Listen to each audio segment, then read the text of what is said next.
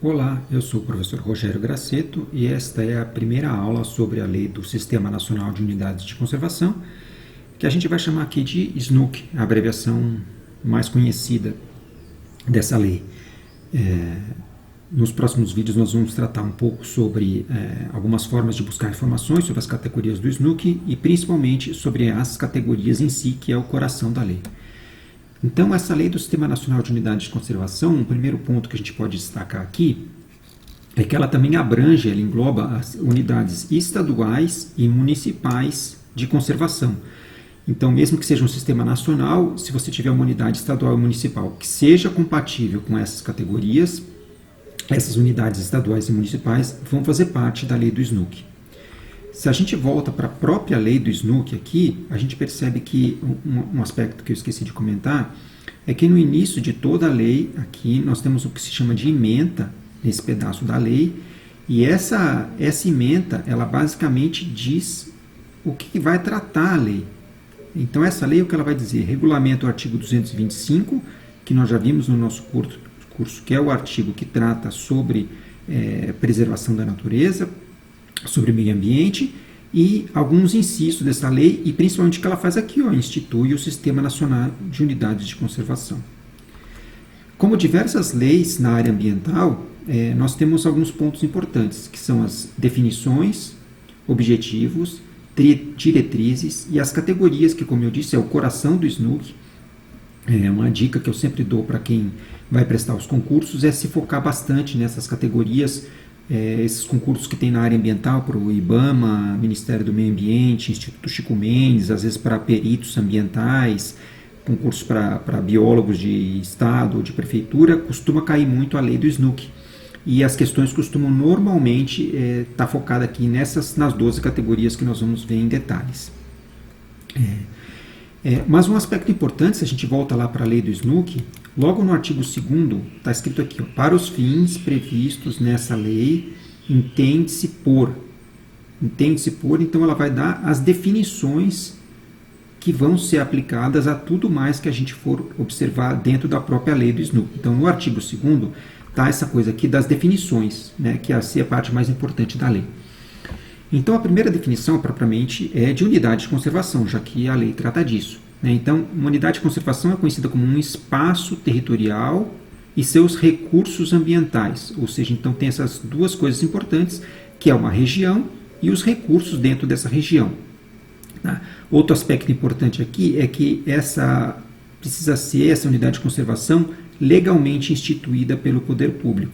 O que significa isso? Que tem que haver um decreto, alguma coisa que coloque esse espaço territorial e seus recursos dentro de uma estrutura jurídica. Então, o que normalmente faz isso é um decreto. Pode ser um decreto do presidente da República, no caso de instituições de unidades de conservação federais, ou por um governador, no caso de unidades de conservação estaduais, ou por um prefeito.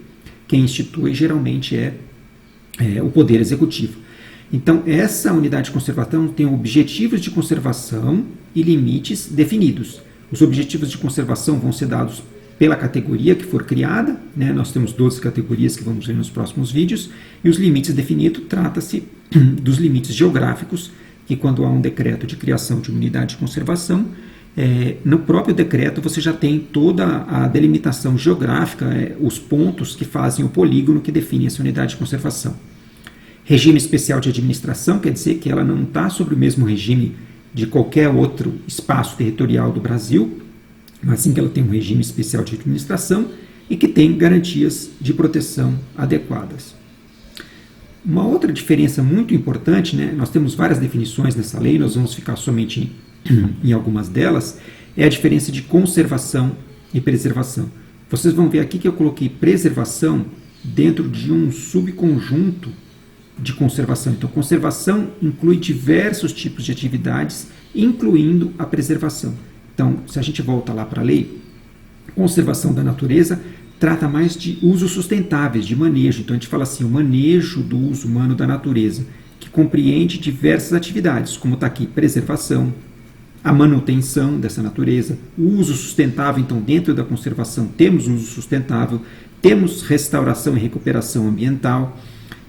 Então, nós temos essa visão a palavra conservação inclui geralmente mas o homem, né, os diferentes usos que o homem pode fazer, desde um uso sustentável até manutenção, recuperação e restauração. Já se a gente vai lá mais para frente, dentro do próprio das definições aqui das categorias, nós temos a preservação, estava aqui mais para cima, que é voltada mais à proteção mesmo do ambiente. Então, conjunto de métodos, procedimentos e políticas que visem a proteção aqui. Proteção é a parte mais importante de espécies, hábitats e ecossistemas, manutenção de processos ecológicos. Então, a preservação trata mais da proteção. A conservação trata da preservação e mais da sustentabilidade dos usos humanos que podem ser feitos de uma determinada área. Outra definição importante que nós temos aqui é a conservação in situ. In situ vem do latim, que significa no local. Nós podemos ter conservação ex situ, por exemplo, os zoológicos ou bancos de sementes, mas a conservação in situ é feita no local. E eu peguei aqui um exemplo do Rio Grande do Sul, que fez uma espécie de um mapeamento, um zoneamento, com diferentes ações que precisam ser feitas em cada local para se conservar. Então, cada local desse aqui, a legenda não interessa muito, mas nós temos áreas prioritárias para conservação e até sugestões de diferentes graus de preservação dessas diferentes regiões que, por algum motivo, foi adequado ali para o estado do Rio Grande do Sul. Uma outra definição importante é de extrativismo. Então, aqui eu peguei diferentes elementos que poderiam ser considerados extrativismo pelas pessoas. Então, nós temos aqui, por exemplo, a extração de borracha, da seringueira. Nós temos extração de castanha do Pará, temos extração de açaí, temos aqui a extração, eu peguei aqui um exemplo aqui da baunilha, que é uma extraída de uma orquídea. Podemos ter extração de caranguejos do mangue, de pesca. Podemos ter corte de árvores, poderiam pensar que isso seria uma extração. Aqui peguei o exemplo da cochonilha, que é extraída de um besouro e originalmente era uma atividade extrativista, antes do pessoal criar esse besouro para extrair um corante vermelho. Podemos pensar em extração de pedras preciosas, mineração, como a gente usa esse termo extração. No entanto, todos esses exemplos que eu dei aqui se enquadram como extrativismo, menos esses dois. Por quê?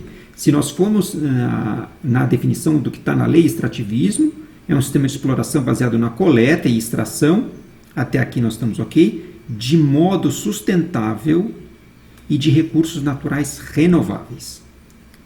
Então, se a gente observa aqui, esse não é um recurso natural renovável. Minérios não são recursos naturais renováveis. Então, pela definição da lei do Snook, não entra em extrativismo. E se essa extração de madeira não for sustentável, ou seja, se nós não fizermos ela de uma maneira que garanta a recuperação, ou seja, numa taxa inferior à taxa de recuperação ambiental, ela também não se enquadraria como extrativismo. Para ser extrativismo tem que ter estes dois elementos. Tem que ser feito de modo sustentável, ou seja, garantindo a capacidade de regeneração, ou seja, numa taxa inferior à capacidade de regeneração daquele organismo vivo, seja animal ou vegetal, e também de recursos naturais renováveis. Outras definições importantes são as diferenças entre recuperação e restauração. A gente usa isso no dia a dia de forma meio sem pensar, recuperar o ambiente, vamos restaurar o ambiente e tal. A ideia é que você tinha uma condição original qualquer de um bosque e foi degradado essa floresta, esse bosque.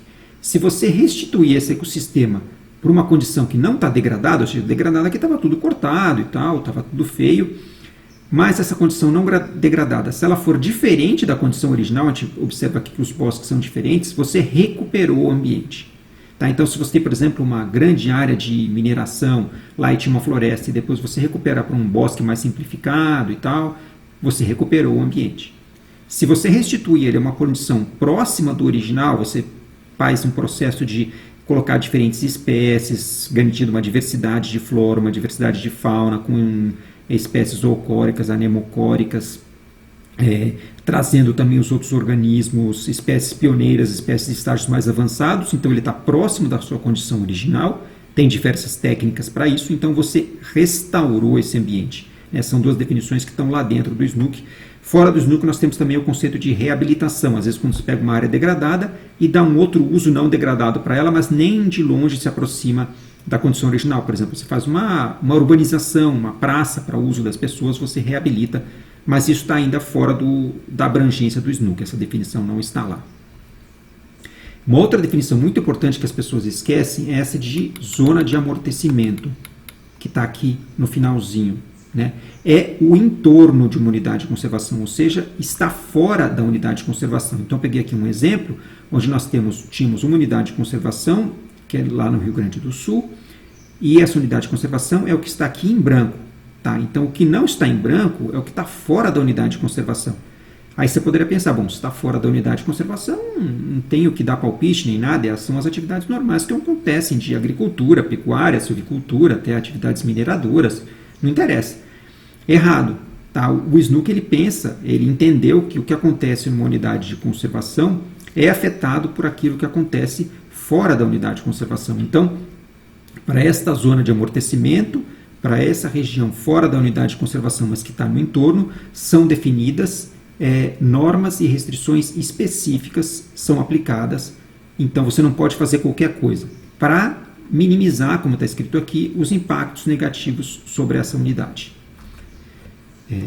Outra definição importante é de corredor ecológico, que aqui estava ali, corredor ecológico não é a nossa corredora aqui, vestida de verde, mas sim a gente chama de feições do ambiente, que tem esse caráter assim linear, são contínuas, com unidades de mata. Então, permite a conexão, por exemplo, dessa unidade de mata aqui com essa aqui, através de um corredor que aqui vai se conectando, ou então se nós tivermos uma unidade de mata lá atrás, que está fora do vídeo aqui, ela pode se conectar com um corredor artificial, ou com um corredor natural aqui em torno de corpos d'água, com esse fragmento aqui que de outra forma estaria isolado.